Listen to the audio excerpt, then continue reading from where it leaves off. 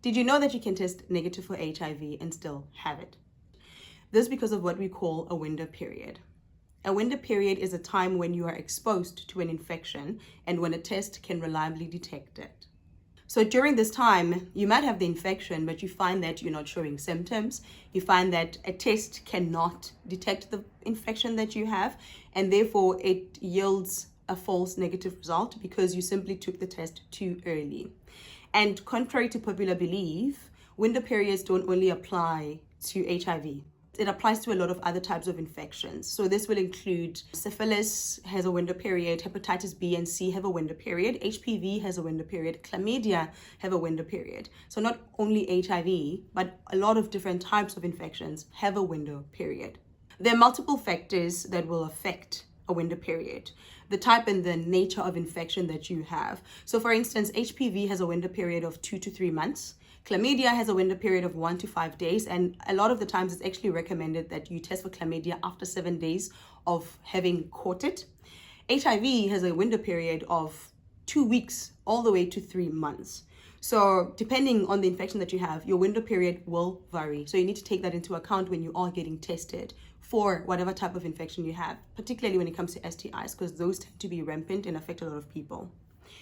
Another thing that will affect a window period includes the type of tests that you're going to use to detect the particular infection that you have. So in the case of HIV, for instance, we've got multiple tests that we use to detect HIV, and all of these tests have their own window periods. So depending on which test that you use, you might find that it says you are HIV negative, but actually it's just a false negative, and you need to go back again at the end of the window period to make sure that the results were accurate and are reliable. Another thing that affects a window period, particularly in the context of HIV, is the use of PrEP or PAP.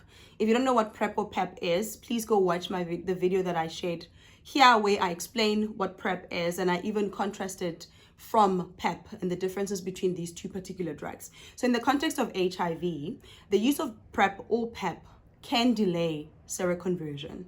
So seroconversion is just the production of antibodies that were not there in your body to begin with. So then for tests that detect antibodies, if there's a delay in the production of these antibodies, obviously that test is going to result in a negative test result, when in fact that's actually not the case. It's supposed to be positive, right? So that is another thing that you need to keep in mind if you are using PrEP or if you are using PAP, that this might affect your window period if you are exposed to HIV. Going back to the different types of HIV tests that exist and their different window periods. So the first test that we have, and it typically has a much shorter window period, is the 4th generation lab-based blood test. So this test will detect both the antigen and the antibodies. An antigen is just a part of a virus that will elicit or will induce an immune response, whereas an antibody is produced by your immune system. It's a protein that's produced by your immune system in response to a foreign object being in your body. So what antibodies do is that they find the virus or bacteria, whatever the foreign object is, they flag that particular thing for the immune system to recognize and to be able to go and attack. That's what antibodies do. So with these 4th generation lab-based blood tests, they detect both antibodies and they detect both antigens as well, which is also why they have a much shorter window period of only about 45 days. So if you use them at the end of 45 days, you know that they're likely to be accurate and to be giving you the correct results. The second type of HIV test that exists is it's a 4th generation test, but it's the finger prick one. It also detects antigens and antibodies and also has a window period of roughly 44 days to pick up the virus if you do have it. And then the last type of HIV test that we currently have, it's the 3rd generation rapid tests. So these tests, they only pick up antibodies, and it's one of the reasons why they have a much longer window period. So their window period is 3 months. So if you're using the rapid tests, I think these are the ones that are usually found in clinics, and they're also sold in pharmacies here in South Africa. These are the ones that are commonly used. So if you are using this test within 3 months and you think you might have been exposed, it's very important that you go and test again at the end of the 3 months, because you might see a negative test result only to find that it's a false negative and not a true negative. The important message around this is that if you think you've been infected with something, you need to take this into consideration. More often than not, I come across people saying, oh, I'm getting into a new sexual relationship. We got tested and everything looks good on paper.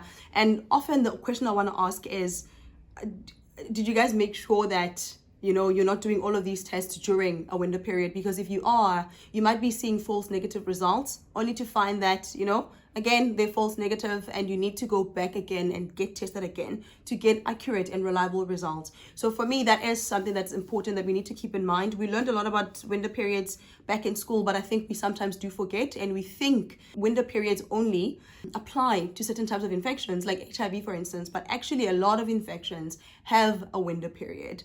And yeah, it's something you need to keep in mind when you are getting tested and you are getting yourself checked out. Love and light to you and yours, and thank you for getting to the end of the video. If you like the video and you think it would be beneficial for somebody else, please share it with them. I share more of this stuff and content on my YouTube channel called Health with Thandi, so go give it a shout out and go subscribe, and I'll see you in the next video. Bye.